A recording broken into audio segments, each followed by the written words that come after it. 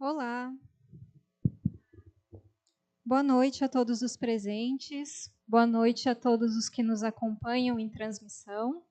Sejam muito bem-vindos. Eu sou a professora Eloá Oliveira, docente do curso de Biblioteconomia e Ciência da Informação. É com grande satisfação que a Universidade Federal de Rondonópolis, através do nosso curso de Biblioteconomia e Ciência da Informação, inicia o último dia do 7º Simpósio de Estudos Avançados em Ciência da Informação. A realização deste evento é fruto do trabalho de uma comissão organizadora integrada por nossos docentes e discentes, com o apoio da Universidade Federal de Rondonópolis, do nosso Instituto de Ciências Humanas e Sociais e da Pró-Reitoria de Extensão. Neste ano, a temática que nos guia é Memória, Tempo Presente e as Pulsões na Ciência da Informação. 25 anos do curso de Biblioteconomia e Ciência da Informação da UFR. No dia de ontem, discutimos os domínios que perpassam a informação, sociedade e a pós-informação, com a fala do professor doutor Oswaldo Francisco de Almeida Júnior. Refletimos sobre os pilares que congregam a nossa atuação enquanto profissionais da informação. Hoje, para o encerramento da nossa programação, seguimos debatendo temáticas inerentes às discussões atuais da nossa área. Para mediar a palestra de encerramento e apresentar a nossa palestrante, eu convido o nosso professor doutor Matheus Rebouças Nascimento. O professor Matheus é doutor e mestre em Ciência da Informação pela Universidade Federal de Santa Catarina, bacharel em Biblioteconomia pela Universidade Federal do Amazonas. Foi vencedor do prêmio da Associação Brasileira de Editores Científicos, ABEC Brasil, na categoria Editor do Futuro, neste ano. Atualmente é professor do curso de Biblioteconomia e Ciência da Informação na área de Organização e Recuperação da Informação da Universidade Federal de Rondonópolis e pesquisador do grupo de pesquisa Gestão da Informação e do Conhecimento na Amazônia. Professor Matheus, por favor.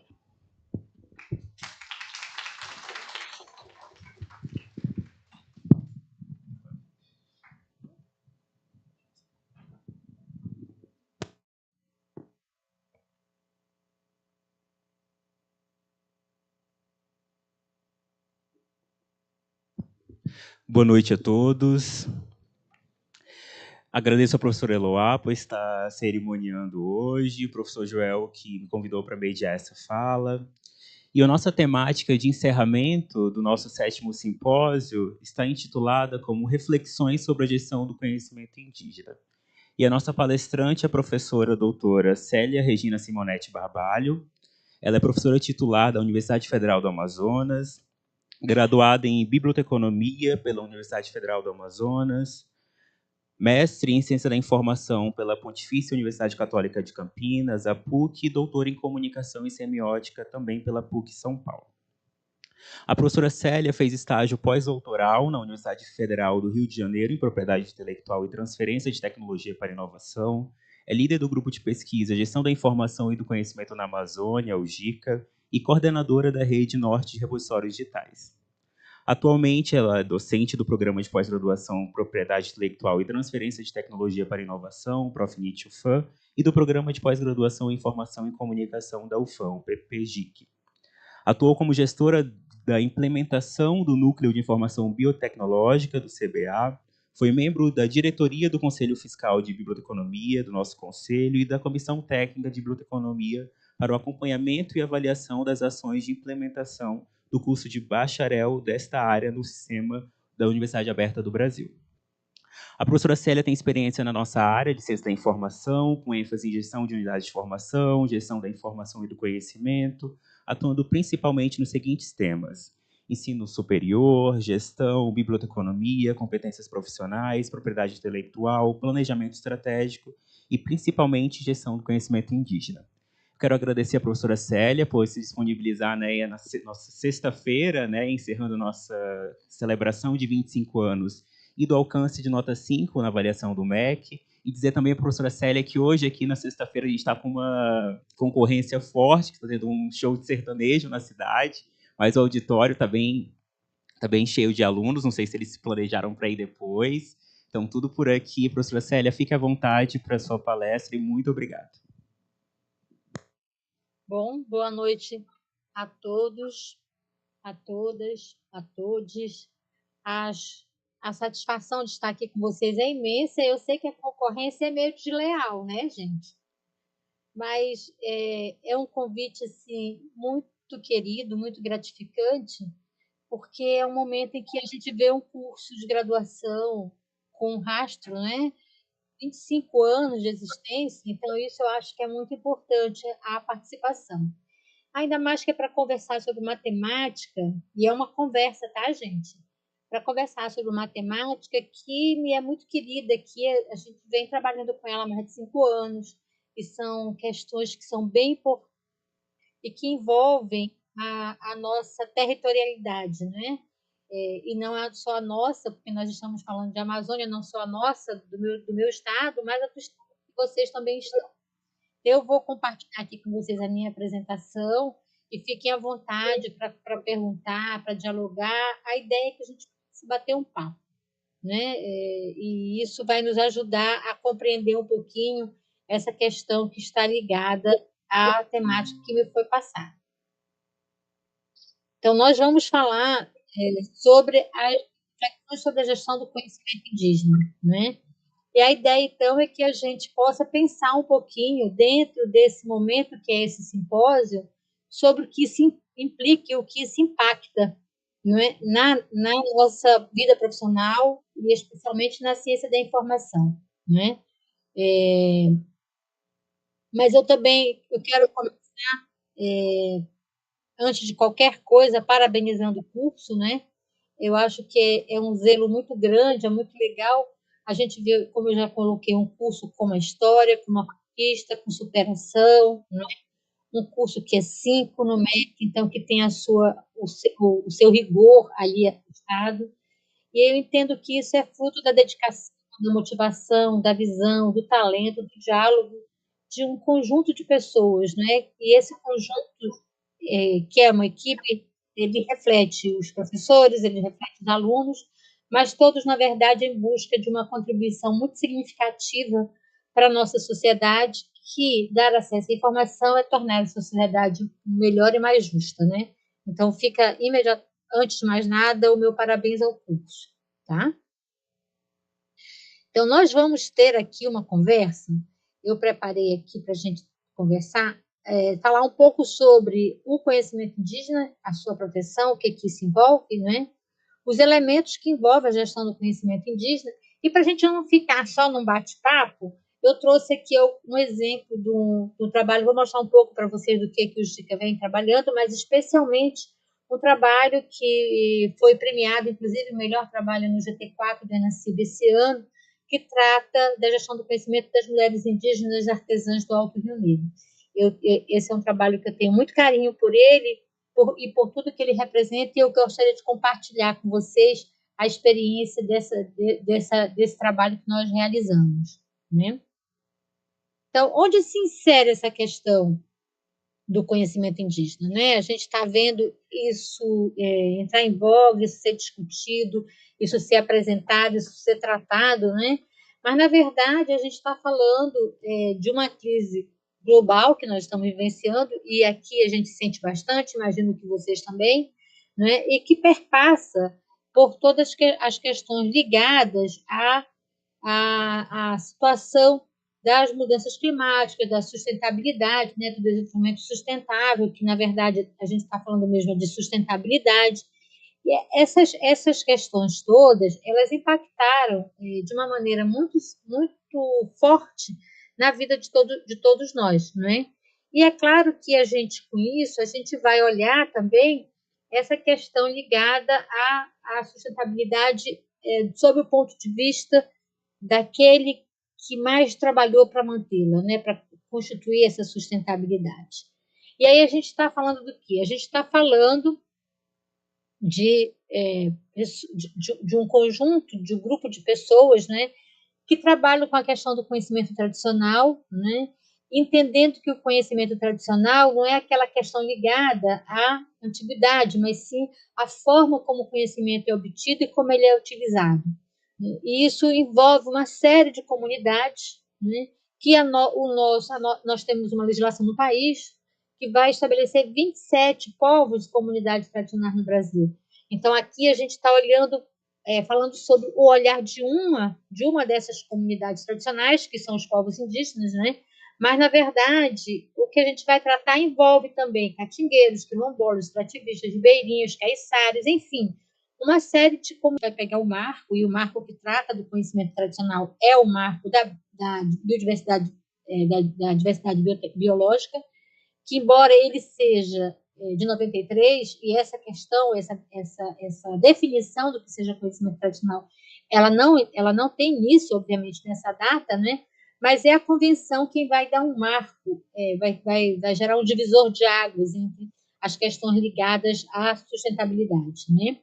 Então, a convenção vai dizer que nós estamos falando de saberes, nós estamos falando de práticas, nós estamos falando de inovações de comunidades indígenas, de comunidades locais, né, que são adquiridos pela sua sobrevivência, pela luta pela sua sobrevivência, pela sua experiência, pela sua convivência com esse contexto onde ele se insere. Então, essa série de conhecimentos que são produzidos, eles são trazidos para o contexto da convivência deles, né, no seu dia a dia, e aí isso se chamou de conhecimento tradicional.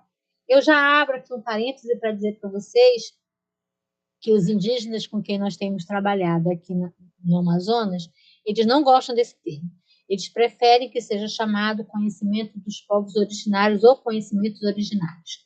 Eles alegam que o conhecimento tradicional, essa denominação, ela evoca muito uma questão de algo que não é mutável, né? E nós vamos ver aqui na nossa conversa que não se trata disso, né? Mas eu já deixo registrado aqui o que eles estão colocando, né? Então a gente vai entender que nós estamos falando de saberes desses povos, né? E quando a gente fala de conhecimento dos povos indígenas, conhecimento dos povos originários indígenas, nós estamos falando de um subconjunto do conjunto de conhecimentos tradicionais, que são elementos complexos, né? E que vivem e se consolidam a partir dessa experiência local. É bom que a gente, desde já, comece a entender que quando a gente coloca essa definição, a gente deve lembrar que ele está falando que essa experiência local ela envolve uma relação entre seres vivos e não vivos, humanos e não humanos, né? E entre eles e entre o ambiente em que eles convivem. Então, para muito além da concepção do que a gente tem de conhecimento e de conhecimento apregado pelo cognitivo humano, para os povos originários, especialmente os povos indígenas, o não humano também constrói uma série de saberes a partir da sua convivência com o seu entorno. A gente vai encontrar na literatura uma série de definições, uma série de denominações desses saberes, né? Dessa forma como se define. E isso dificulta muito a pesquisa a respeito disso quando a gente tenta sistematizar alguma coisa, né? Então, a gente vai achar essas denominações todas, mas desde já eu digo para vocês que o nosso país, embora a gente tenha uma população indígena muito grande, a gente tem poucas pesquisas ligadas, ou poucos estudos, ou poucas investigações que tratam dessa temática, né? É uma temática que na nossa área da ciência da informação ela vai surgir recentemente, né? De 4, 3 anos para cá, com mais ênfase, né? Mas que tem tomado um corpo por meio de uma série de pesquisadores que têm trabalhado com essa temática, né? Inclusive, há a prospecção de que o próximo ano a gente faça um encontro de pesquisadores que vêm trabalhando com a temática, um encontro sobre as questões que envolvem esses conhecimentos em Goiânia, para que a gente possa começar a alinhar a pesquisa em conjunto, né? Então, essas denominações que vocês estão vendo aqui, essa série de denominações que são dadas, elas são presentes principalmente na literatura africana, que é muito evoluída com relação à questão dos saberes tradicionais, né? Ela é muito evoluída na literatura indiana, na chinesa, na norte-americana um pouco, e muito mais do que a norte-americana, na canadense. Há ainda a literatura australiana que trata um pouco disso. Então, embora seja uma temática inerente hoje, muito discutida mundialmente, ela também ainda não está presente em diversos países, como nós gostaríamos, né? Então, a gente está dizendo que a gente está falando que esse conjunto de elementos, né, ele tem uma relação com a cultura, com o ambiente, com a economia, com a política e com as questões, as relações espirituais, né, de como essa comunidade indígena se percebe no mundo, se coloca nesse mundo e compreende esse mundo para conviver com ele, né? Esse relacionamento que eles têm próximo com a natureza é que dá a eles, é que cria, essa capacidade de pensar nessas questões que impactam, ou que estão impactando, que a gente começou falando, né? Com essa questão da crise climática, com a questão do problema da energia e tudo mais. Então, esse conhecimento ambiental que eles possuem, porque eles convivem harmoniosamente com esses ambientes, é que dá a eles, então, uma expertise especial, né, que se busca, então, pensar na forma como compartilhar. E é bom que eu diga a vocês que eles são muito favoráveis, pelo menos os que nós já conversamos aqui, o que nós temos trabalhado, eles são muito favoráveis a esse compartilhamento, porque eles entendem que o saber que eles têm não é deles, é da humanidade. Não é deles, é do mundo. Não é deles, é de todos, não é? A única coisa que se discute é quando a gente vai tratar da monetização desses conhecimentos. Aí é outra história, né? Mas eles entendem que o conhecimento deles, assim, fazendo uma analogia, é um conhecimento de acesso aberto, é um conhecimento para a sociedade. Mas é claro que como nós também temos essas limitações, né? É claro que eles têm também conhecimentos que eles consideram que são sigilosos e que não devem ser compartilhados, mas de uma maneira geral, os conhecimentos que eles detêm, eles pensam que é um conhecimento da sociedade global. E aí eu trago a fala de um indígena que ele é bem de pertinho de vocês, porque esse povo paetério, ele mora tanto ele reside na fronteira, ou no aspecto do Mato Grosso de Rondônia, né? E ele vai dizer, o Suruí, que é importante que a gente entenda que esse conhecimento tradicional não é uma coisa que se transmite simplesmente de geração para geração. Ele é uma coisa mutável, ele é dinâmico, né? E ele, na perspectiva dele, ele gostaria que a cultura dele fosse entendida como uma história contada, né? Que as pessoas vivessem a história da cultura deles, né? Para poder entender do que eles estão tratando. Então, aí a gente já começa a ver na fala deles essas questões ligadas à dinâmica desse processo e, especialmente, a essa questão da atualização e da atualidade desses conhecimentos que nós chamamos de conhecimentos tradicionais, né? Eu gosto muito de trazer a fala deles, né? E aí a gente tem o Fontoura, que é da etnia titariana, que ele vai dizer que esses conhecimentos eles existem para ser adotados, eles passam por um longo processo de observação, de experimentação, e a sua validade, ela é comprovada por eles, né? Para que ele possa ser aplicado, para que ele possa ser replicado, para que ele possa ser compartilhado. E aqui ao lado a gente tem, eles são especiais mesmo, né? Que lá a gente tem a reprodução de uma obra da Dayara Tucano, que é uma artista da etnia, perdão, Tucano. Stevens, que é um autor que publica muito na literatura africana, ele vai dizer assim, olha, esse conhecimento ele tem uma geração, ele tem uma posse, ele tem uma transmissão. Ah, tá legal, a gente também tem isso. A gente gera, a gente toma posse, a gente também transmite. Mas o que Estevãos vai colocar é que há uma diferenciação entre tudo aquilo que a gente pensa do que seja isso. Então, foi uma primeira lição que eu já aprendi trabalhando com esse tema, é que a gente precisa se despojar de preceitos que a gente tem elementares, né, sobre como a gente pensa e como a gente vê o conhecimento, para compreender a forma como eles também pensam e como eles também se constroem no que diz respeito aos seus conhecimentos, porque eles se articulam de uma forma realmente diferenciada. E quando eu digo eles, obviamente, eu estou falando para vocês da minha experiência enquanto pesquisadora, não é? Com os indígenas que eu tive contato. Porque a gente vai entender também que isso varia de etnia para etnia, né? Isso varia de concepção para concepção entre eles, né? Então, essa geração, ela é uma geração de conhecimento que vem do empirismo, que vem da analogia, que vem da revelação, que vem de insights, né, que eles vão ter entre a genética, entre as gerações deles, né, que vem da observação, que vem do transe xamânico, que eles entendem também que eles têm essa comunicação com os seres de outros espaços, né? Então, tudo isso e mais alguma coisa vai contribuir para a geração desse conhecimento, né? Que pode ser gerado individualmente ou coletivamente, né? E essa posse, ela vai se dar de forma muito diferenciada, porque ela vai se dar tanto de uma forma coletiva como de forma individual. Contudo, o usufruto é sempre coletivo, né? Por que essa posse é individual?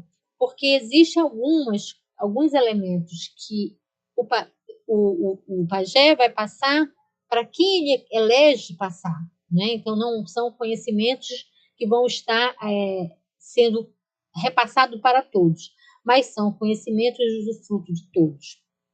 E essa transmissão, ela é muito dada pela oralidade. E aí é que está o principal problema para nós, da forma como nós entendemos a gestão do conhecimento, para que isso seja feito, né? Então, a oralidade é o instrumento, é o elemento essencial que eles usam para fazer a transmissão de conhecimento. Ela pode se dar, essa oralidade, não só pelas conversas, né? Mas ela pode se dar pela contação dos mitos, dos ritos e de outras práticas culturais que envolvem esses povos. Então, esse conjunto de elementos vai compor essa geração de conhecimento que a gente precisa entender para poder pensar e geri-lo, né? E esse conhecimento, ele vai ter um escopo muito ampliado, né? Porque a primeira coisa que a gente tem que entender é que ele é um vínculo local, mas ele é baseado numa experiência, numa inovação, numa adaptação local, mas ele não é exclusivamente daquele local. Então, eu vou dizer para vocês assim, por exemplo, a gente tem aqui o que a gente chama cabeça de cachorro, vou mostrar para vocês depois no mapa, a gente tem 62 etnias, não é? E embora essas etnias tenham conhecimentos que são das suas etnias, elas casam entre elas, as suas mulheres levam o conhecimento para outros, né? Então, às vezes é muito difícil você dizer que esse conhecimento é dessa etnia. Por quê? Porque ele já foi costurado com uma miscelânea de conhecimento de outras etnias, né? E ele se expressa no idioma local. Então, se a gente não entende o idioma local, se a gente não sabe perceber, se a gente não consegue conceber, é muito difícil da gente pensar na maneira como fazer, né? Então, a gente tem, por exemplo, aqui na UFAM, a gente tem um programa de antropologia que tem, inclusive, um colegiado indígena que se forma muito mestres, doutores em antropologia, e que reivindica, inclusive, uma antropologia indígena, né? E alguns deles vêm para cá e eles não falam o nosso idioma. Eles não fazem a defesa deles no nosso idioma, né? Porque eles têm dificuldade para lidar com o nosso idioma. Então, essa expressão do idioma local, ela perpassa para além da questão da aldeia, para além da questão da etnia, né? Ele é dinâmico, porque ele é vivido, né? Porque ele tem essa experiência prática, né? Ele pode ser dificilmente de ser codificado, mas eles têm propriedades que permitem que ele seja compreendido, né? E ele é diferenciado da forma como a gente pensa o conhecimento ocidental, o conhecimento moderno, o conhecimento científico, da forma como nós entendemos colonizadora que nós temos de pensar, né? E esse escopo desse conhecimento, ele é base e estratégia para a sobrevivência desses povos no seu contexto. E por isso que eles estiveram muito presentes na COP, reivindicando as questões ligadas ao meio ambiente. Porque eles estão muito preocupados com essa questão, porque a questão ambiental impacta em todo mundo, literalmente em todo mundo, né? Então, nós estamos falando que se trata de um conhecimento tácito, já falando numa linguagem de gestão do conhecimento, que se trata de um conhecimento tácito, que é difícil de codificar, mas que está inserido nas práticas comunitárias. E isso envolve práticas agrícolas, conhecimento sobre práticas agrícolas, então eles sabem a melhor hora de plantar, a melhor hora de colher, né? Eles sabem como tratar, como fertilizar, como biofertilizar uma terra. Eu gosto de contar, sempre quando eu estou falando dessas práticas agrícolas, nós temos um caso muito exitoso do empreendedorismo das mulheres indígenas no Alto Rio Negro. Esse que eu vou contar para vocês não é esse, que são das mulheres que cultivam a pimenta baniwa. A pimenta baniwa é um conjunto, é um mix de pimentas que elas tratam, que elas secam, que elas pilam e que elas vendem, não vendem para o Brasil, elas vendem para o exterior. E tem uma demanda imensa no exterior, né? E é muito interessante a gente olhar para essa história, porque as mulheres, elas não cultivam a terra, elas não preparam a terra para a plantação. Elas, na verdade, quem faz isso são os homens. Então, embora elas sejam as empreendedoras, eles preparam a terra, elas plantam, elas colhem, elas deixam secar e elas pilam, né? E fazem a jequitaia, que chama a pimenta, né? Porque as práticas agrícolas, nesse caso específico que eu estou contando para vocês, elas se desenvolvem com uma repartição de tarefas, né? Então, elas não têm conhecimento sobre como tratar aquela terra. Elas sabem, né, como colher e tudo mais, mas aquele conhecimento de como tratar, elas podem até ver, compartilhar, mas quem efetivamente faz aquilo acontecer são os homens, né? Esses conhecimentos também estão ligados à medicina, né? E a gente tem todo o contexto da medicina tradicional e isso é o que eles temem mais, porque nós estamos falando aqui da monetização especificamente da indústria farmacêutica, que obviamente tem muito interesse nos que dizem respeito aos nossos segredos da floresta, né? Eles também têm muito conhecimento sobre tecnologia alimentar, sobre como secar, como salgar, como tratar os alimentos, né? Artes e ofícios, então, são fantásticos na construção de elementos artísticos, né? Eles conhecem da meteorologia, né, do tempo, da previsão do tempo, tem uma relação ligada muito fortemente com a religião e a astrologia e suas crenças, obviamente. Então, esse é o mix, vamos dizer assim, de conhecimento que eles são capazes, que eles estão relacionados com o saber deles, né? E que envolve, dentro desse sistema, uma cosmovisão que eles vão ter, e aí isso é que vai variar de etnia para etnia, então é uma visão do universo que é originário, e se envolve um corpus de conhecimento, né, que são as ideias, as explicações da natureza, relacionadas à natureza e ao ambiente onde eles convivem, e um conjunto de técnicas e práticas que permitem, inclusive, que eles conservem a natureza, que nós estamos chamando aqui de praxis. Então, são esses três elementos que sustentam esse sistema de conhecimento indígena, que quando nós começamos a trabalhar com a questão do conhecimento indígena, nós conversamos com um pesquisador indígena, que é inclusive um pesquisador premiado, Prêmio CAPES, e ele nos disse assim, olha, você tem que se desarmar, porque a gente não reúne conhecimento nas caixinhas como vocês. Ah, isso é da medicina, isso aqui é da engenharia, isso aqui não. Para nós, o conhecimento ele se dá por três elementos importantes. Um que são os benzimentos, que é de onde vêm as curas. O outro que são os rituais, que é quando eles conversam e dialogam nessa cosmovisão deles com o universo que está para além daquilo que é observado pelos olhos, e também as práticas deles, né, que eles vão chamar de baceci. Então, esses elementos é que constroem esse sistema de conhecimento indígena. Isso para o povo tucano, é bom que se diga, né? Então, a gente pode afirmar que nós estamos falando de um conhecimento que é holístico, né? Então, eles não separam natureza, não separam espiritualidade, não separam território e vida social. É tudo junto e misturado, como a gente costuma dizer. Né? Para eles, essa questão da construção desse conhecimento, ela se dá pela relação entre esses elementos que estão aqui expostos, né? Que também está ligada à territorialidade, né? No território é que se dá a construção desse conhecimento e a forma como ele dialoga com esse território, né? Por isso que a perda da terra para eles é a perda de conhecimento, porque é ali naquele ambiente onde eles convivem que eles têm mobilidade, porque eles têm competência e informação para ler aquele ambiente com ele conviver, né? E tem a ver, obviamente, que é o terceiro elemento que compõe esse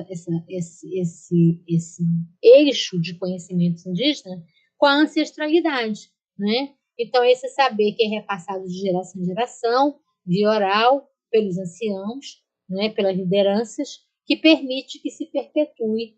Mas eles sempre falam, a perpetuação não quer dizer que ele é imutável, né? Então, eu posso receber esse conhecimento de um ancião em diálogo com o meu ambiente, com a natureza, com a espiritualidade, esse conhecimento pode evoluir, eu já vou passar para um outro, um conhecimento jamais evoluído. Essa questão é tão importante na nossa área, né, que embora a gente tenha, como eu coloquei para vocês, poucas questões tratadas no contexto da ciência da informação brasileira, a IFA já vem discutindo essas questões há algum tempo, né? E a IFA vai fazer todo um apanhado, todo um tratado a respeito desses conhecimentos dos povos originários, dizendo que é preciso que a gente reconheça esse valor intrínseco, a importância dele para a comunidade local, e é que a gente precisa considerá-lo de forma holística, pensando nas definições e usos conceituais que eles têm, né? Então, a IFA já recomenda que a gente, enquanto agentes de informação, pense em implementar programas que possam coletar, preservar e disseminar esses recursos, né, esses conhecimentos. Que a gente pense em disponibilizar e promover o recurso da informação que apoia a pesquisa e o aprendizado dos conhecimentos tradicionais, né? Que divulgue o valor e a contribuição e a importância desses conhecimentos tradicionais e locais dos povos indígenas e não indígenas. Que a gente também trabalhe para envolver os anciões e as comunidades na produção de recursos, para que eu possa tanto aprender como ensinar, né? Para que a gente também trabalhe como advocacy para exportar esse conhecimento, exortar, perdão, esses governos a garantir que esses povos possam gerar valor agregado ao seu conhecimento e, a partir disso, então, gerar uma qualidade de vida melhor para eles próprios, né? E a IFRA também reconhece que esses conhecimentos, eles possuem uma propriedade intelectual e cabe a esses povos, então, usar da melhor forma possível aquilo que é inerente à sua cultura e ao seu legado. Então, isso impõe para nós, e eu falo para nós de uma maneira geral, mas especialmente para nós na ciência da informação, isso impõe alguns desafios.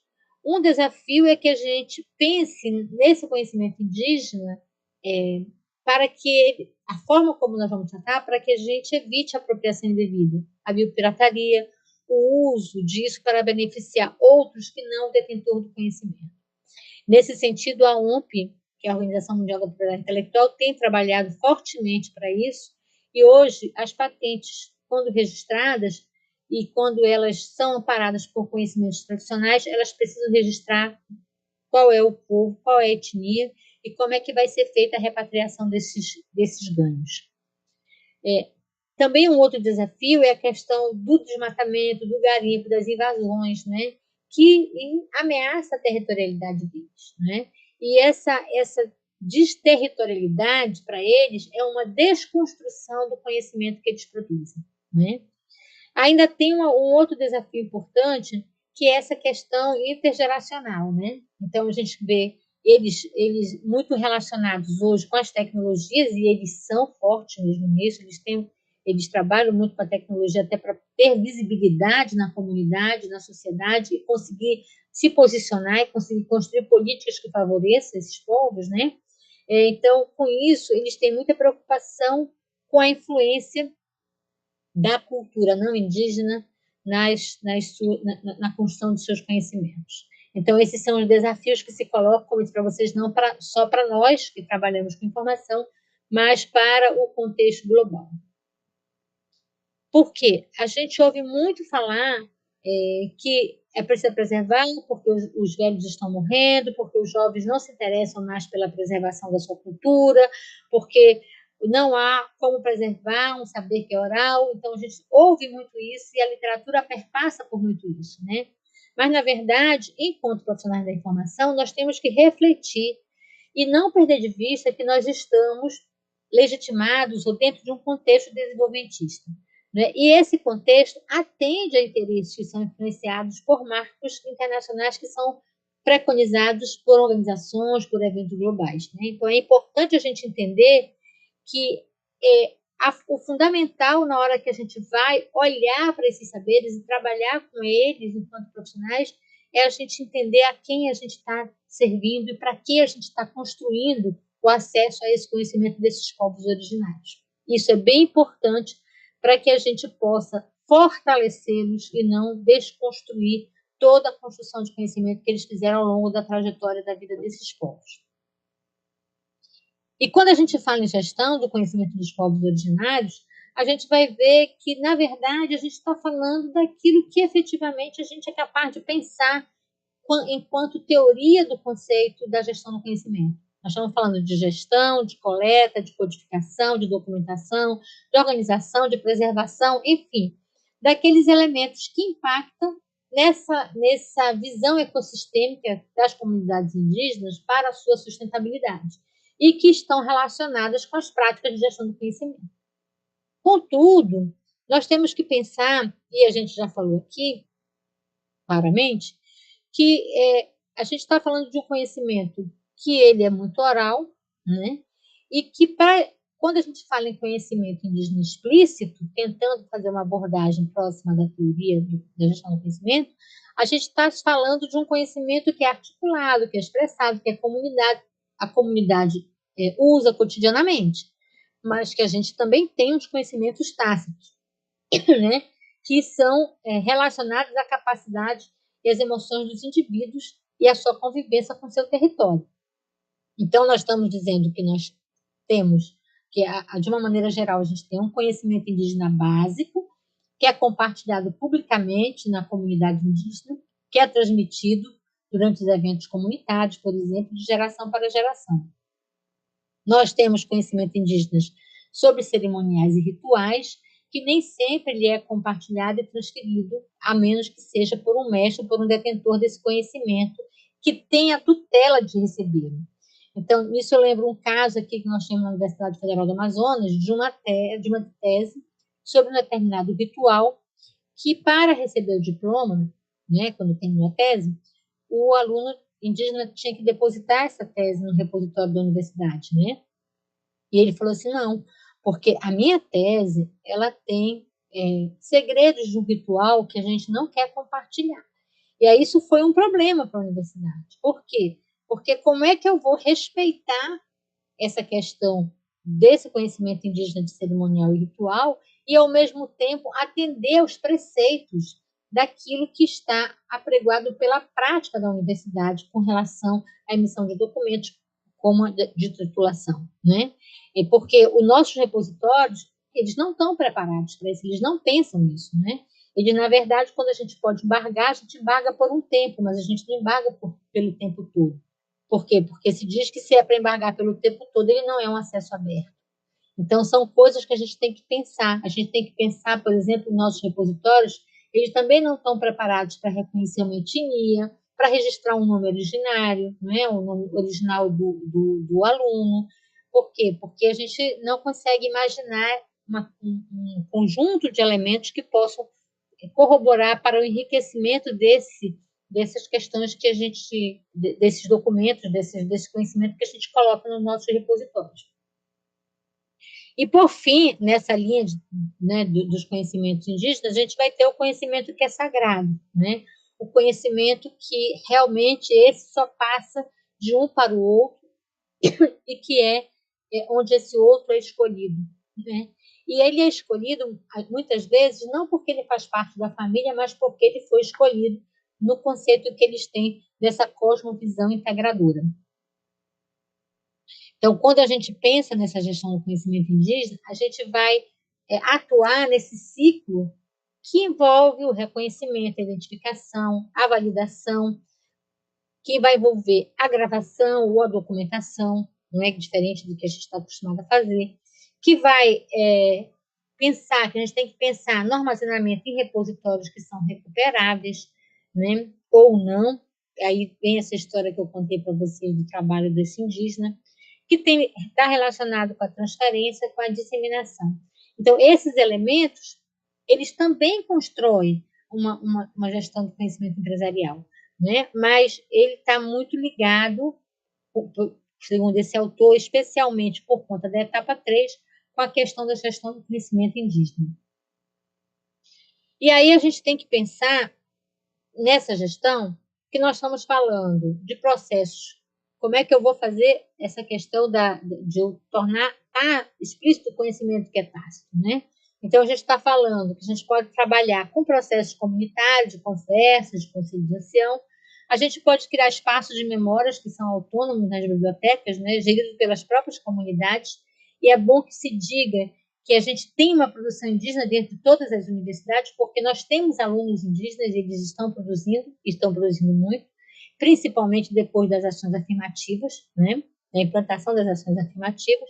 E a gente pode lançar mão do uso de tecnologia, de vídeo, de áudio, de bases de dados digitais, que sejam ferramentas que sejam capazes de dar a eles autonomia, né? Lembrando que cabe a eles, então, decidir aquela forma como eles devem tratar esse conhecimento, como eles querem disponibilizar esse conhecimento. Então, é pensando nesse contexto de elementos que nós, aqui no estado do Amazonas, inseridos nesse campus, que é o campus da Universidade Federal do Amazonas, começamos a refletir a respeito dessas práticas. Como é que nós vamos, uma universidade, no meio do coração da Amazônia, como é que a gente vai pensar na questão desses saberes, desses povos originários, como é que nós vamos tratar isso, ou nós vamos ignorar que isso existe e vamos continuar trabalhando, olhando para preceitos, que sejam preceitos ligados a outros ambientes, que não os ambientes aqueles que estão afetos, aqueles que nos são próximos, né? Então, é nesse contexto que a gente criou, que a gente pensou no GICA, né? E o GICA, então, ele vem construindo uma série de ações para pensar nessa questão do conhecimento indígena, né? Porque nós somos um povo, nós somos uma universidade instalada bem aqui nesse coraçãozinho que está aqui, né? Que temos essa que a gente chama da cabeça do cachorro, que temos aqui aquele montão de etnia que eu falei para vocês, que temos o Vale do Javari, enfim, que temos olha, essa reserva aqui, ela envolve toda uma área fronteiriça da Amazônia, né? Então, como é que nós vamos pensar nisso? Como é que nós vamos imaginar? E olha aqui, vocês também estão junto com a gente, né? Então, essa fala, na verdade, é uma fala para provocar e convocar vocês a pensarem sobre como tratar essas questões, né? Porque elas também são próximas a vocês. Então, nessa perspectiva, o GICA busca contribuir para o fortalecimento e gerenciamento informacional de uma maneira geral, né? Pensando esse conhecimento como um recurso estratégico que possa trabalhar na promoção da inovação e no aumento da competitividade das organizações, das empresas e dos povos amazônicos, né? Então, é nesse sentido que nós construímos uma série de mecanismos para tratar, para falar, para discutir sobre esses povos, né? Sobre esses saberes. E isso a gente começou lá no meio da pandemia, foi quando a gente começou a refletir sobre isso, né? E a gente tem isso registrado tudo em vídeo, que vocês podem ver. Nós tivemos a primeira conversa aqui com o João Paulo, que é do povo tucano. Depois nós trabalhamos com um momento de um colóquio de saberes tradicionais com o IBIC FRJ, na época FRJ, a pós-graduação. Depois nós fomos entender como é que se davam os meandros da pesquisa do conhecimento tradicional e como é que se dá essa questão da Amazônia indígena no que diz respeito aos aspectos das pesquisas da antropologia, né? Então, para isso, o GICA construiu uma série de projetos que a gente vem trabalhando, né? E dentre eles eu quero destacar esse daqui, né? Então, a gente já trabalhou aqui, nós temos uma tese, por exemplo, sobre o modelo de gestão de conhecimento indígena defendida esse ano. nós temos uma revisão de escopo sobre gestão do conhecimento, nós estudamos a cartografia da produção indígena, inclusive num projeto que está se ampliando para um projeto nacional com parceria internacional. Nós já trabalhamos aqui com as revistas científicas sobre as temáticas indígenas que estão em acesso aberto, foi um trabalho apresentado esse ano na Confor, né? Mas esse trabalho aqui tem sido um trabalho muito querido, porque não adianta só a gente falar, a gente tem que pensar em como é que isso se executa. Então, nós estamos falando do conhecimento que diz respeito à arte indígena, né? E a arte indígena, ela traz elementos que são próprios e que refletem a história e a diversidade desses povos originários, né? Então, a gente vai encontrar diversas manifestações artísticas desses povos, né? E essas manifestações artísticas, então, elas apregoam, elas reforçam, elas constroem essa arte indígena, né? Que se manifesta pelo artesanato, inclusive, né? Então, enquanto elemento de produção artística, nós estamos falando de artefatos, né, que eles são feitos manualmente, com a utilização de meios tradicionais, de meios rudimentares, né, com habilidade, com destreza, com qualidade, que vai impregnar essa peça de um conhecimento desses povos, né? Então, trata-se de uma produção cultural que tem a representatividade da cultura manifestada nele, né? Esse artesanato indígena, então, ele trata de uma produção oriunda de um conhecimento tradicional, de um conhecimento originário, né? Ele é uma dinâmica de saberes que vai permitir que eu pense como é que essas peças são trabalhadas, como é que essas peças são produzidas, como é que elas são organizadas e quais os saberes que envolvem isso, né? Isso está presente na cestaria, na cerâmica, nos adornos, na tecelagem, né? Então, a gente vai ter ali várias questões que envolvem essa prática artesã, né? E que tem a ver com essa identidade cultural que essas peças vão dar a esses povos originários, né? Especialmente, então, nesse artesanato, se vai utilizar matéria-prima natural, matérias-primas naturais e renováveis, como palha, como cipó, como semente, como madeiras que são caídas no chão, técnicas que vão pensar em como respeitar a natureza e o seu tempo, né? Porque quem vai produzir esse artesanato são pessoas que conhecem a floresta, né? Que sabem de como é que a floresta se manifesta, e envolve também uma forma de pensar na filosofia de vida deles, né? Naquilo que eles efetivamente constroem da sua responsabilidade como natural pelas peças que eles utilizam, pela forma como eles fazem uso dessas matérias-primas. Mas então, se eu começo a pensar em como é que eu vou selecionar esse material, eu tenho que pensar que é um conjunto de conhecimentos que estão ligados a isso, né? Isso quer dizer que a criação dessas peças, ela tem essa relação de pertencimento, né? Eu faço parte daquele grupo cultural, eu estou ali, eu recebo isso a partir dos ensinamentos culturais. Então, ali, aquilo vem impregnado de conhecimentos, né? Porque a gente vai olhar que as peças, especialmente do artesanato, elas vão variar de etnia para etnia, de grupo para grupo, porque você vai ter uma questão ligada àqueles conhecimentos que aquela etnia possui, né? E isso dá a eles uma identidade cultural, uma habilidade muito singular e muito própria, né? Com as técnicas próprias de produção, que vão demonstrar e que vão apontar uma expressão artística que é muito própria, que é muito comum, que é muito ligada àquele povo, ligada àquelas pessoas que a produzem. E com isso, a gente chega, então, para entender como é que a gente constrói a gestão do conhecimento num contexto de produção de artesanato, né? Então, como é que se deu essa história, esse exemplo que eu estou trazendo para vocês agora? Primeiro, nós acolhemos a demanda da Associação das Mulheres Indígenas do Alto Rio Negro, lá que eu falei para vocês da cabeça do cachorro. Essas mulheres vivem nesse espaço da floresta aqui, gente. Aqui, ó, nesse espaço aqui do Alto Rio Negro. Então, são as mulheres artesãs do Alto Rio Negro, né? Estão lá na cabeça do cachorro, como a gente costuma falar aqui. Aí, uma vez que elas manifestaram sua demanda, a gente alinhou isso por meio de conversas. Então, foi conversado com elas o que poderia ser, como é que poderia ser, né?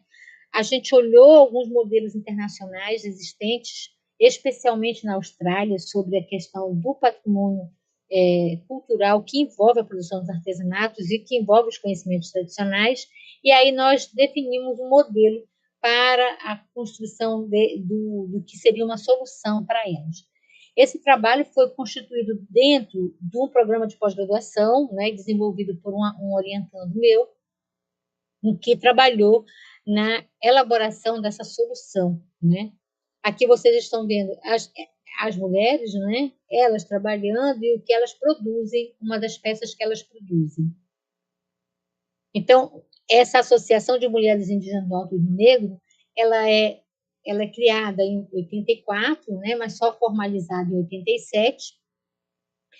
E ela vai ter, então, vai reunir, então, uma série de etnias, né, que são aqui, nós trouxemos essas daqui, que fazem parte da associação, que varia, mas que todas elas atuam no contexto lá daquele espaço que eu mostrei para vocês do Alto Rio Negro. Elas estão disponíveis, as informações sobre as peças delas sobre a associação está disponível nesse site. Então, o que é que nós entendemos, né? Passamos a olhar que elas possuem a capacidade de produzir diversos tipos de artesanato, né? Que elas fazem o tear, que elas fazem porta-joias formados com elementos da natureza, que elas criam brinco, colares, enfim, que elas criam uma série de elementos, né? Que vão se construir a partir do conhecimento que essas mulheres têm sobre essas matérias-primas que estão na natureza.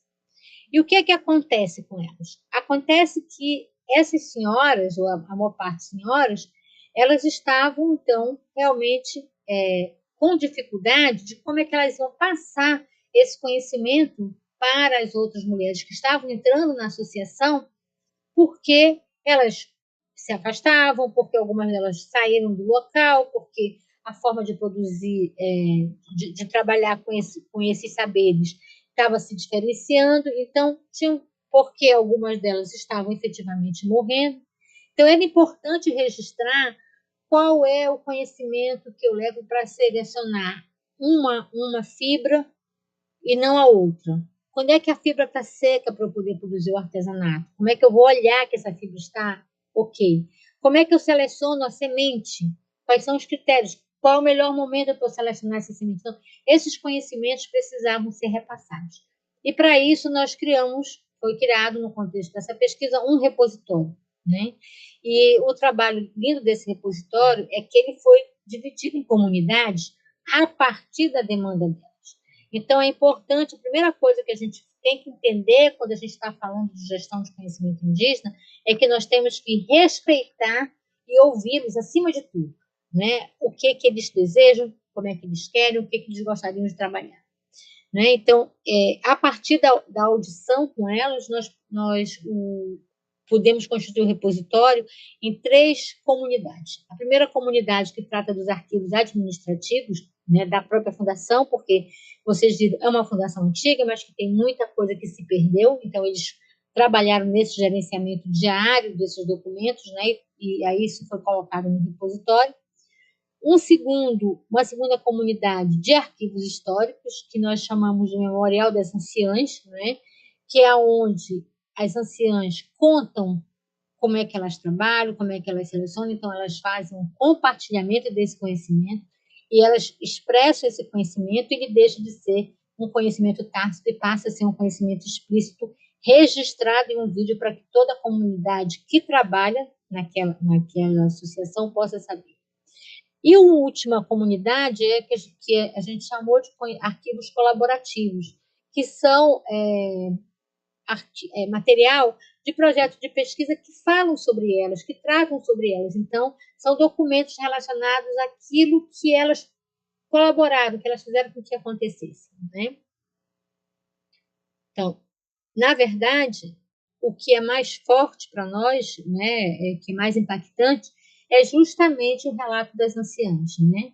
Esse relato, eles foram constituídos em entrevistas semi-estruturadas, que foram gravadas, né? criando por base, tomando por base os próprios critérios da OMP, da Organização Mundial da Propriedade Intelectual, e o Manual do Inventário Nacional de Referências Culturais. Então, ali se estabeleceu uma entrevista semi-estruturada. Quem selecionou essas anciões? A própria coordenação. Elas próprias se selecionaram e disseram, essas são as anciãs que vão participar desse projeto. Né? E aí elas começaram a relatar suas percepções sobre o valor do conhecimento tradicional do artesanato, a importância do produto delas, o tempo de experiência que elas têm do aprendizagem, e elas foram, então, colocando, expressando a forma como elas tanto selecionam o material como elas produzem esses artesanatos. Né? Essa é a carinha do repositório. E vejam que eu não estou colocando para vocês o endereço do repositório, porque é muito importante que a gente diga para vocês que elas não concordaram em colocar esse repositório à disposição do público. Então, ele é um repositório fechado, o acesso é dado somente à associação. Ele está instalado em um servidor na própria associação e eles foram capacitados para manter esse repositório funcionando. Tá? E aí a gente tem várias comunidades, e dentre as comunidades, esse que eu disse para vocês que para nós é o mais caro, é o mais querido, né?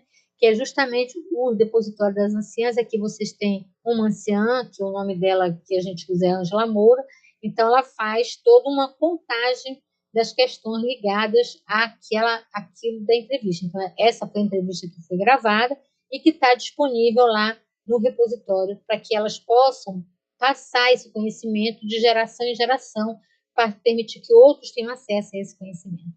Então, esse hoje é o melhor exemplo que eu tenho aqui, que a gente viveu, que a gente construiu sobre gestão do conhecimento indígena. Né?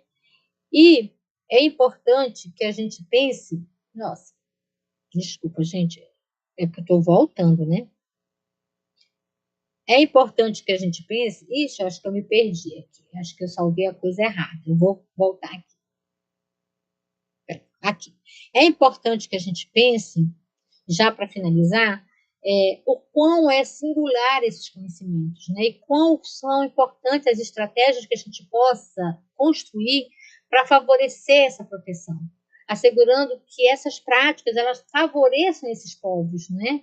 E que a gente possa, com isso, assegurar que eles tenham direito a esse conhecimento que eles produzem, né? Então, a gente deve, acima de tudo, tentar compreender, tentar respeitar os preceitos desses detentores, aquilo que eles querem efetivamente que seja divulgado, que seja tratado, que seja disseminado, aquilo que eles querem guardar, aquilo que eles querem ampliar para que todos conheçam, né?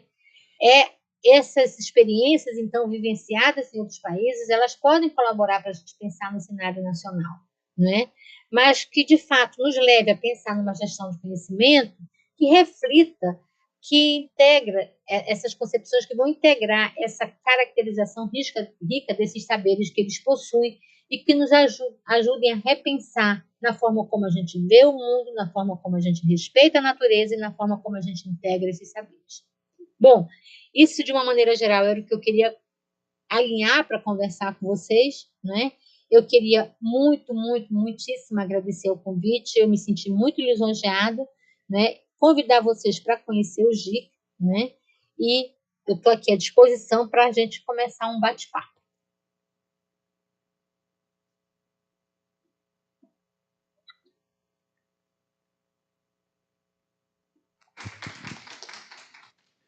Muito obrigado, professora Célia. Agora eu vou abrir para perguntas antes de colocar minhas reflexões. Quem quiser fazer alguma pergunta pode ficar à vontade. Sexta-feira o pessoal já está no ritmo de sextou, né? Acredito. Professora Eloá.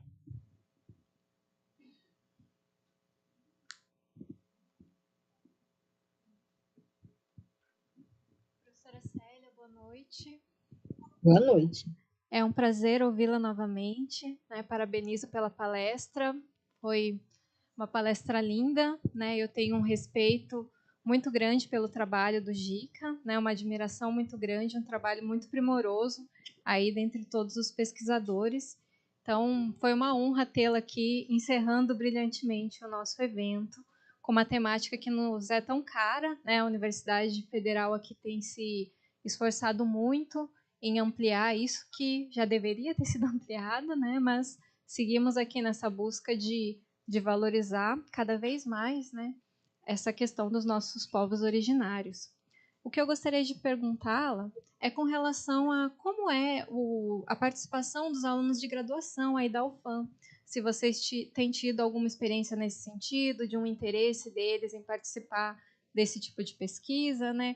Como a professora bem colocou, estamos aí na luta para ampliar os nossos estudos na área de biblioteconomia e ciência da informação com isso, e eu tenho essa preocupação muito grande, né, de trazer alunos, para estudar com a gente sobre isso, né, uma temática que eu particularmente tenho muito carinho e interesse também, e gostaria de ouvi-la, por favor, com relação a como tem sido sua experiência aí. Muito obrigada. Imagina, Eloá, eu que agradeço, é um prazer ouvi-la, né? Dizer, como eu já coloquei, da felicidade de a gente estar podendo compartilhar. Aliás, isso a tecnologia nos ajudou muito, né? Que é estar presente em lugares em que a gente, né, tem mais dificuldade de estar presente. Imagina eu em Manaus, quando que eu poderia imaginar que um dia eu conversaria com vocês, né? Mas felizmente a tecnologia nos favorece. Bom, na verdade, a gente tem no GICA alguns alunos da graduação, né, que trabalham conosco. Isso é sempre muito pensado a partir da iniciativa do aluno, né? Então, o aluno sempre que nos procura e diz assim, olha, eu queria trabalhar, eu queria discutir, eu queria interagir. E aí, gente, eu vou aqui puxar braço para minha sardinha e dizer para vocês que o GICA tem o prazer de dizer que o Matheus é fruto dessa perspectiva do aluno, não é? Então, eu lembro claramente, quando o Matheus me procurou para fazer iniciação científica, né? Ele falou assim, eu quero entender como é a pesquisa, eu quero me influenciar, eu quero participar. E aí a gente construiu um projeto de iniciação científica que hoje o Matheus é professor de vocês, não é? Então, é muito importante a participação do aluno da graduação, né? Eu até brinco, eu digo que eu já estou quase me aposentando, né? E estou deixando aqui, fico feliz em ver um legado de pessoas que se interessaram, né, pelas questões da pesquisa, que se envolveram com essas questões, né, e que hoje fazem parte, são meus colegas de trabalho, como o Matheus aí com vocês, mas aqui também na UFAM eu tenho ex-alunos, né, que voltaram hoje são docentes junto comigo. Então, na verdade, essa perspectiva depende muito do olhar do aluno, né? E aí eu vou dizer para vocês, alunos, aproveitem o máximo que a universidade possa dar a vocês. A universidade não é só a sala de aula, né? Ela é essa perspectiva ampliada da forma como vocês podem agir. E lembrar vocês que fazer pesquisa, ela é uma atividade inerente do fazer bibliotecário. Não se entende um profissional de formação que não entende os preceitos da pesquisa, seja ela da forma como for feita, né? Então, eu efetivamente gostaria de ter mais alunos de graduação trabalhando conosco no GICA, porque a gente vê o quanto que eles vão crescendo, né? E o quanto que isso se estabelece na formação desses alunos, né? Mas essa demanda, ela tem que partir do aluno. É o aluno que tem que manifestar o seu interesse, né? Porque eu digo a vocês, é um trabalho árduo, né? Porque a gente se dedica muitas horas para isso, mas é um trabalho precioso e valoroso. Muito obrigado, professora Célia. Vou passar a palavra para o professor Joel, nosso anfitrião do evento. Boa noite, professora Célia, sou o professor Joel. Na verdade, eu queria fazer um comentário, mas primeiro uma pergunta. Ao contrário, né? Comentário e depois uma pergunta. Nós temos aula de campo e atualmente a gente está passando por um problema sério aqui, que é a gente não consegue ir muito longe, né? E assim, a gente tem repensado como que a gente vai conduzir isso daqui para frente. E a gente tem discutido, pensando em alternativas de como que, né, nós vamos... até então, nossa prática era ir para grandes centros, né, conhecer grandes bibliotecas bonitas, né, confortáveis, mas a gente, né, considerando essa situação atual, eu pelo menos, né, me questiono muito, né, a gente acaba deixando muito contexto nosso, local, regional aqui, e acaba muito no âmbito contemplativo, né? E às vezes os alunos eles se frustram muito, porque às vezes eles vão trabalhar e não encontram todas essas bibliotecas bonitas que eles visitam, né? Apesar de ser interessante e tudo, mas quando chega na prática foge um pouco. Enfim. E aí nós temos muitas etnias também aqui, como a senhora abordou, né? Mato Grosso, eu não sei o quantitativo, mas nós temos muitas, né? A UFMT, a UFR aqui, ela se envolve muito, sobretudo os cursos de histórias. A gente tem uns aqui um curso de licenciatura voltada para a formação de professores indígenas, né? E aí a pesquisa da senhora me provocou também um questionamento, assim, que foi como que, assim, parece tudo muito grande, parece muito trabalhoso, porque é um trabalho de campo, né? Vocês precisam conhecer as etnias, as comunidades, fazer todo um levantamento. E eu queria só ouvir um pouco da senhora como que é feito isso na prática, como que é desenvolvido isso, o contato inicial do GIC, considerando que começou na pandemia. Eu imagino que foi bem trabalhoso, assim, mas bastante satisfatório pelo o que a gente tem visto aqui na apresentação da senhora. Basicamente isso. Muito obrigada, Joel, por me conhecer assim, mesmo que seja pelo vídeo, tá bom? Na verdade, é o que você bem falou, né? Quando nós começamos a pensar em trabalhar com essa temática, nós enfrentamos muitos obstáculos. Porque o que acontece? Nós, para que a gente tenha acesso, como a gente fala, ao chão da aldeia, você precisa de muitas autorizações, né? Tanto que a gente não tem trabalhado com o chão da aldeia. A gente tem trabalhado com os indígenas que estão na universidade, né? Ou com os indígenas que estão morando em Manaus, né? Porque isso nos aproxima em alguns aspectos no que diz respeito às questões que a gente acolhe deles, né? Ano passado a gente fez, por exemplo, um seminário no programa de pós-graduação em antropologia sobre gestão do conhecimento, e dali vem surgindo as questões que são demandadas por eles, né? Então a gente acolhe essas demandas. De que maneira a gente pode tratar isso, né? Porque efetivamente isso que você falou é perfeito, né? É complexo que você trabalhar com eles, né? É complexo ainda mais quando você tem que entender que você está trabalhando em um contexto bastante diferenciado, né? E aí o nosso trabalho tem sido muito em acolher as demandas que são oriundas deles, né? E ver de que maneira nós podemos tratar isso de uma forma que seja passível para o trabalho do nosso aluno, tá? Não é uma atividade, não é uma tarefa fácil. Eu lembro que a primeira vez que a gente conversou lá na pandemia com esse indígena, eu fiquei pensando como é que a gente vai dar conta de tratar isso, né?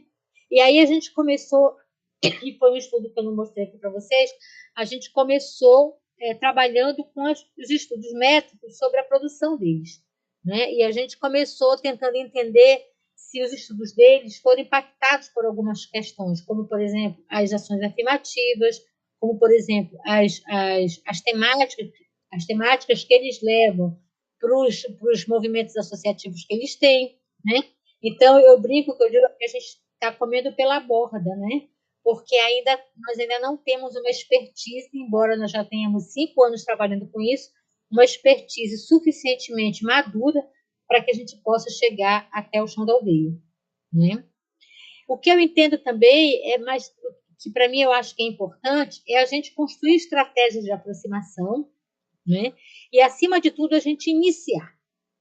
Quando a gente dá o primeiro passo, a gente acolhe, te ouve, a gente entende, né? E a gente vai constituindo elementos que podem favorecer as decisões que a gente precisa tomar, né? Então, quando você diz assim, o nosso aluno vai para aquela biblioteca, aquela biblioteca modelo. Tá bom, e se o nosso aluno fosse um aluno indígena? Se o nosso aluno fosse um aluno como nós tivemos aqui, nós implantamos educação à distância, um aluno indígena que, para ele chegar na sede onde será realizado, ele precisava remar numa canoa 6 horas. qual é o tipo de atividade que a gente vai pensar para esse aluno que está ali. Né? Então, são coisas que nos provocaram a pensar em trabalhar com essa temática. Eu não sei se eu respondi a você, viu, Joel? Ele está dizendo aqui, está fazendo joinha, concordando que você respondeu. Mais alguma pergunta, pessoal? Então, para finalizar aqui, eu gostaria de agradecer imensamente a fala da professora Célia. Estou aqui fingindo costume, pessoal, porque eu comecei na pesquisa científica a partir do contato com a professora Célia, né, no início da graduação. A gente desenvolveu, né, esse processo de pesquisa, indo para o mestrado e doutorado. Ela não foi minha orientadora, mas ela trouxe todo o caminho que eu tive para chegar até aqui. E essas questões relacionadas à gestão do conhecimento indígena, a gente precisa refletir bastante, porque nós estamos localizados no estado de Mato Grosso, na Amazônia Legal. Então, o nosso curso ele precisa estar inerente a essas discussões, porque o nosso fazer científico, nossa contribuição profissional está inteiramente relacionada com a região que a gente está inserido. Então, a gente precisa refletir essas questões do nosso curso, né? Ainda mais que a gente está nessa posição, né, estratégica aqui em Mato Grosso. A universidade ela tem caminhado com isso, tem caminhado com ações afirmativas em relação à comunidade indígena, mas a gente precisa ir um pouco além disso, né? E integrar essas temáticas nos nossos planos, né, curriculares, no nosso dia a dia, nas nossas discussões na área da bioeconomia e ciência da informação. Aqui na fala da professora Célia, a gente conseguiu perceber claramente que isso perpassa em várias perspectivas da nossa área, tanto na memória, tanto na gestão, tanto na organização, documentação, estudos métricos. Por exemplo, eu trabalho com estudos métricos, os nossos indicadores eles são muito eurocêntricos.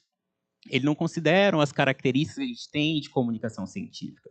Então, as temáticas relacionadas aos povos originários perpassam todas as esferas que a gente tem na nossa área. E antes de finalizar, eu quero convidar os alunos para a gente tirar uma foto com a professora Célia. Vocês não vão embora depois, antes que vocês fiquem animados aí. Tem ainda o encerramento com o professor Joel. Vamos, pessoal, tirar uma fotinha aqui. A professora Célia aguarda só um pouquinho para a gente tirar uma foto. Tranquilo, tá todo mundo tímido.